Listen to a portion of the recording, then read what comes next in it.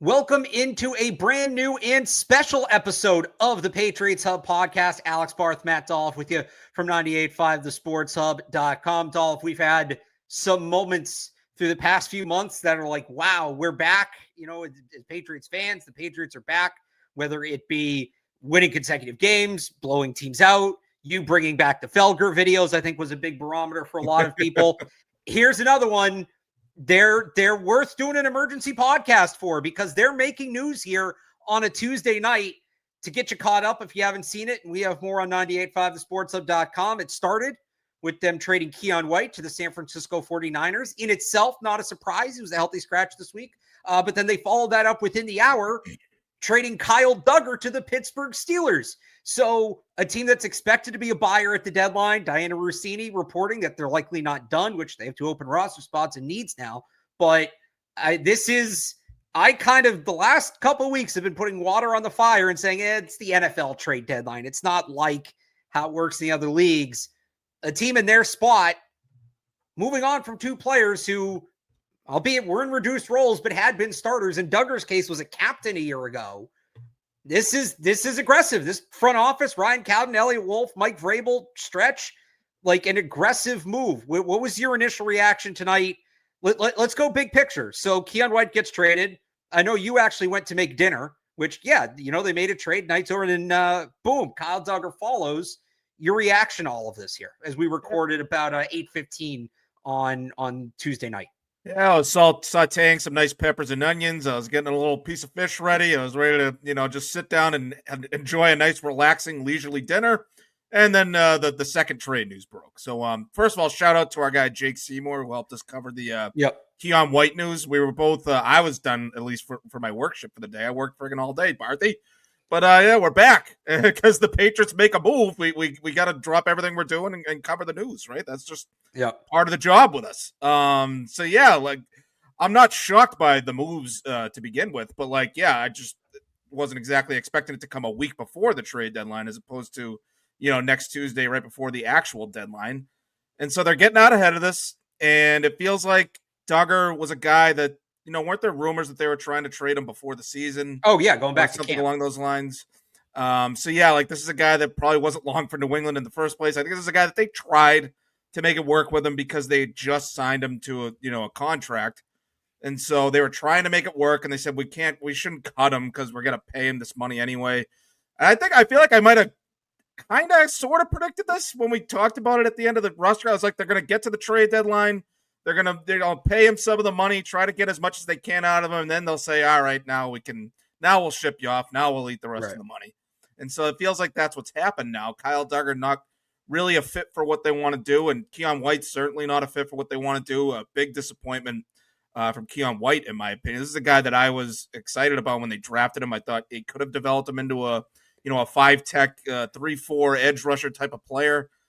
He's always been more of an interior guy. He just doesn't quite have the pass rush arsenal to, really truly be an edge rusher, certainly not a full-time edge rusher in the defense. So the reports are saying like the Niners have been looking for an edge rusher since they lost Nick Bosa. I don't think Keion White's going to be the answer to those troubles for them. This is a guy that's a pure power guy. And at that, he's like an undersized interior power rusher. And so I think guys that were like talking about him coming out of the draft saying, I'm not sure how he's going to fit on an NFL defense. Those guys are sort of vindicated now. Like, not that Keion White is done. He's never going to play in the NFL again or anything like that. Like, sure, he could turn it around in San Francisco. He's got a lot of talent around him. They got a good defense out there, with or without Nick Bosa. So I'm not closing the book on Keion White's career, but I think with the personnel they have here and what they were looking for up front, Keion White just didn't have the pass rush moves, the speed, the quickness. I think he's just a pure power guy. And then the fact that they have that depth on the interior with the guys that have been playing over him. And, they got Harold Landry and Caleb Chase on playing better as pure edge rushers. I felt that made Keion White expendable. So I'm not surprised they traded him. And Duggar, this is a guy that was going all the way back to the summer, was having issues here, wasn't really fitting in with what they want to do. So he was a good, solid player here. And I wouldn't close the book on his career just yet either. He might be a better fit for the Steelers. So that's going to be interesting to watch for the rest of the season. but I'm not surprised that the Patriots decided to move on from these two particular players. I'm not surprised they moved on from either one. It's the nature in which they did it, and it's an unfinished product. Just real quick, you made some good points there. For Keion White, it looked like he was going to need to be an interior guy here. We thought maybe that aggression would play well on the edge in New England, but he never fully put it together, and obviously just blocked by tremendous talent in New England. I do wonder if in San Francisco they feel like they can maybe coach him up and get a little more out of him on the edge. But they're banged up left and right, so they can play him probably inside and outside. Kyle Shanahan, kind of liking those early 2000s Patriots teams. Mac Jones, Kendrick Bourne, William Bradley King, who was on the practice squad for like 3 years here, is there. They have another guy, I think it's Patrick Taylor, the running back, who's on IR, but is there. So they've kind of tapped into that team a little bit out there in San Francisco. It'll be interesting to see. Keion White was raw when he came in, still feels like a raw player. You know, he's a little bit old. He was drafted as an older prospect. So how much development time is there left? Really ball of clay sort of player. Kyle Duggar, it's just the injury thing. Like, he could still play if he's healthy. He didn't look healthy, wasn't moving right. And the big thing for me, and you kind of mentioned it there, the Patriots get out from that contract. And we'll touch on Marcus Jones too, since we're doing this in a little bit, but they don't have a ton of major pending free agents next year. It's Kayvon Chason, Kyrus Tonga, Austin Hooper, some guys they signed to Jalen Hawkins, some guys they signed to 1-year deals this offseason. So they're going to have some flexibility next year in free agency. And I talked to David Andrews about this on Monday. You can go find the clip where he sees New England as a destination for free agents. They took some real money off the book by moving Kyle Duggar, which is encouraging. The real surprising thing to me, more so with Duggar, and maybe the contract is why, and I shouldn't view it this way, like, I never thought they were going to get a king's ransom for either of these guys. I wasn't expecting a top 100 pick or anything. 6-7 pick swaps is like the least you can be traded for. I thought, they'd at least get net a 6th or 7th instead of the swap. Maybe could be used in a player for player trade. It's not even a minimum. It's like you basically you dumped him. You gave him away for nothing. You traded him for cap space. It's less than getting a 7th round pick. You trade him for, money and cap space, basically. Right. So, look, they have 4 6th-round picks now. That gives them some flexibility. But I don't know. I was a little surprised.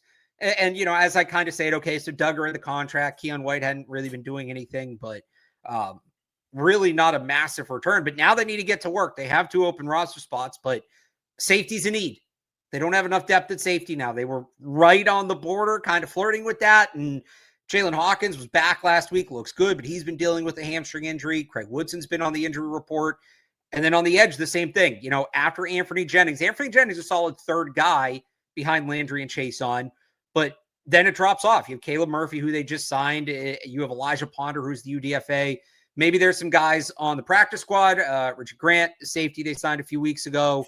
Braden Swinson, one of the draft picks, who's on the practice squad at the edge. But I feel like you make this move, you add these draft picks, like you have some flexibility to maybe upgrade there. They also still need to add a running back to the roster. And maybe that's just Terrell Jennings coming up from the practice squad, but that's really 3 immediate depth needs they have now with 2 spots open. So there is more to come here. Can they get by 1 week maybe with the way they are? Sure. Can they get by the Atlanta game? Although they probably still need the running back. But deadline's in a week. So I do think there's going to be more to come here. The question is it just rounding out the depth, or, they're not going to make a big splash. I don't think they're trading for Trey Hendrickson, but is it a little more splashy? A guy like Arnold Ebiketie, or Azeez Ojulari, or Arden Key, who's going to be more than Thibodeau is a guy that so Kayvon Thibodeau would be pretty splashy, but like, do they really beef up that rotation instead of just adding to the depth? Is I'm watch here. I'm curious about the running back part of it, because it does seem like they like Terrell Jennings. They've played him late in the last couple games. It feels like they're about to sign him to the main roster. They just cleared a couple spots, and they signed actually 2 running backs to the practice squad. Jonathan Ward, who played for the Titans under Mike Vrabel, so there's familiarity with those 2 guys, and Rushawn Baker, who I'm not as familiar with, practice squad guys. So it feels like they're shoring up the depth there, and they're looking at Terrell Jennings to add to the main roster. So I'd be surprised if they make a splashy kind of move at the running back spot, but I would love to see a splashy kind of move at edge rusher. Thibodeau, someone of that caliber. I don't know if Thibodeau would be a fit for what I'm talking about here, but maybe someone that could play in like a wide 9 type of role, like the role that Dietrich Wise always played here, and he was pretty good at that role because they already have Harold Landry, who can be your 3-down guy. He can play both the run and the pass. They already have kind of an undersized speed, length edge rusher with Keion Chase on.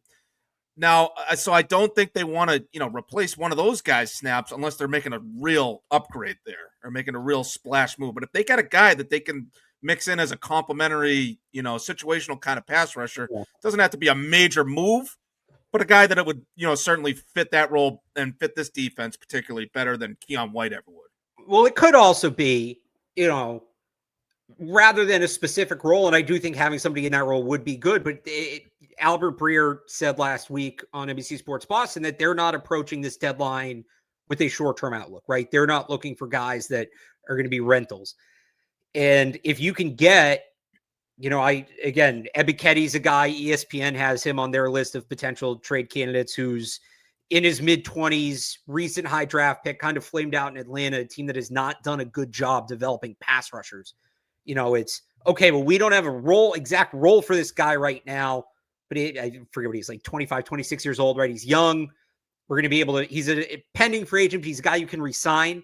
And we're going to work with him because the Patriots, this coaching staff that they have, look at what they've done with Chase on, right? And can they try to find a lot of these guys I've named? Again, Ebiketie, Ojulari, Arden Key's a little bit older, but can they find the next Keion Chase on? And okay, here's a former first rounder who kind of got thrown to the side. We're going to bring him in. We're going to work with him. And, if you get him for a 6th round pick now, instead of having to outbid people for him in free agency, maybe they see that as a win. Maybe they see that as kind of jumping the gun. So I look at that young pass rusher market. I'm maybe less focused on you than as the type of rusher, because some of those guys out there, but maybe they do have a certain prototype they look for. Well, that's just a suggestion. It doesn't have to be, But, someone to make an impact as an edge rusher more than Keion White is really all I'm looking for. Right. I'm just wondering if it's a guy that, even if he's not an immediate impact, because remember, Chaseon's a pending free agent. So it could also be if we get this next guy in and we feel good about him, Chaseon's going to get paid it gives you a little more flexibility. The other name I couldn't remember and all that. And I don't know if the Seahawks are going to deal him because they're rolling, but he's kind of like Keion White in a spot where his playing time is dipped. And he's sort of more the player you're describing as Boye Mafe in Seattle. He'd probably cost a little bit more, but that younger pass rusher who basically would finding Keion White, like another team's Keion White, is I wonder, the route they go. They do need a safety. They don't add a safety. Definitely some sort of second level coverage player who can work on tight ends. Logan Wilson is obviously requested to trade in Cincinnati. He'd fit that mold. The other big need for me, just real quick, I wrote something on this on the trade deadline, and it's kind of dated now with the deals they made. So I'm just going to give updated takes here. But if you want to find that, 985sportshub.com. Sneaky need Dolloff. And yes, I would be willing to part ways with the late draft pick to fill this. Kick returner. So the Patriots are averaging 23.8 yards per return since Antonio Gibson got hurt. That would rank 29th in the league over the course of the full season right now. That position is important. The difference between the good kick return teams, the bad kick return teams, is about 12 yards. And of the 8 teams currently over 500 in the AFC, 6 have a top half of the league kick returner. So you're talking about 10 to 12 yards of field position per return per game. That's going to make a difference. I'd like a plus player in that spot. I think Travion Henderson can be, but they said a couple weeks ago that they don't necessarily want to risk him down to 2 running backs. And I know he played last week, but I think in their minds, they'd rather have somebody else in that role. So, Dylan Lobby in Vegas, I was looking at teams that are bad but have good kick returners. Dylan Lobby in Vegas could be one. If the Dolphins will trade in the division, Dwayne Eskridge is a top returner. Gunnar Olszewski is a top 5 kick returner in the NFL right now, averaging almost 30 yards a return. Wow. Could you 6-7 pick swap him from the Giants? You might hear this. Oh yeah, Ryan Cowden was he there with Olszewski? Was he there last year with Cowden? Yeah. So okay. I'm not giving up on Kayvon Thibodeau for that reason because of the Ryan Cowden. They've shown a propensity to go for guys that are familiar with Vrabel and Cowden. Isn't Arden Key was on the Titans, right? Arden Key was on the Titans, yeah. So that wouldn't surprise me. Yeah. So yeah, no, kick returner, that is a sneaky need, and especially I think you made a good point about this on the website is that if you're going to play Travion Henderson more as a running back, you might not Right. want to lean on him so much as a kick returner. And that should not cost too much. It should be a conditional late, day 3 Right. pick. Well, they only have to get a 6 kick left. They returner. don't have 7ths unless they borrow from future years. And you might think I'm Good. nuts for No, wanting no, you're not nuts. A trade for a 6th-round kick pick. returner. It's an important role this year. It is with the new rules. It is.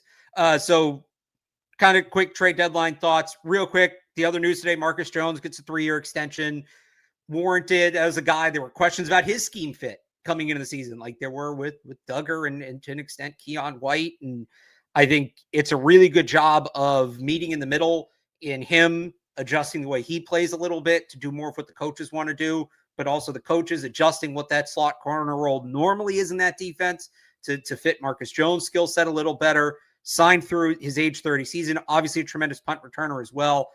They had the financial flexibility to do it. It's not really that big of a financial burden. It's pretty on market with other top slot cornerbacks. Good deal, warranted deal. Glad they got it done. Oh yeah, absolutely. He's been one of their best players overall, regardless of, whether he's kick returning or playing on defense. They seem to have the new coaching staff really seems to have unlocked something with him on defense. Maybe they just figured out the best way to use him. I think this and the Duggar move are kind of connected. The way Marcus Jones has played has kind of made Kyle Duggar expendable. The way he's been tackling, the way he's been playing around the line of scrimmage. He made a couple of really good plays just the other day against the Browns to really scan the line of scrimmage and then close on the ball carrier. The guy's obviously got good speed. He's got a nose for the ball. He's obviously great with the ball in his hands. He's the best punt returner in the league this year. If you go by average yardage, he's got a touchdown to his credit. And so, yeah, he's been great. I love Marcus Jones. I'm glad they kept him around. Anything else on a busy Tuesday in Patriots world? That's about it. They really threw kind of a curveball at us getting their shopping done a week early, didn't they, Barthy? Yeah, well, but apparently they're not done. More to do. Reports indicate they're not done. Well, they have 2 open roster spots, so they're going to do something. Yeah, well, they're going to sign someone, or add someone, but there are indications that they're going to make more trades. So that'll be interesting to see. Diana Rossini had that. So we'll have you covered for that. We have reactions up, and then we'll have you covered moving forward, obviously, on 98.5thesportshub.com. This was, again, special emergency pod episode. Wanted to jump in with the news. We'll be back on Thursday with our usual game preview, Patriots, Falcons. We'll get into that, and, of course, we'll have more on that game as well on 98.5thesportshub.com. Be sure to subscribe, Patriots Hub Podcast, wherever you get your podcasts, Sports Hub YouTube channel. Heck, maybe they make a splash tomorrow, Dolloff, and they're back tomorrow. I would say Kayvon Chason would be emergency pod worthy to me, I would say. So we'll see where that line is. Gunnar Olszewski, Dylan Laube, not so much. Did you mean Kayvon Thibodeau? Kayvon Thibodeau, yes. Thank you. Okay, I was like, wait, can we talk about cutting Chase? No, that's gonna screw me up if they trade for Kayvon Thibodeau and Julius Peppers. That's right. But so pending another splash, because last time we did an emergency pod, we talked about this before we got on the air with Stephon Diggs. So yeah, we'll if it warrants it, we'll be back. If not, we'll be back Thursday. Talk to you then. For Matt Dolloff, I'm Alex Barth. Thanks for tuning in, and we'll talk to you on Thursday.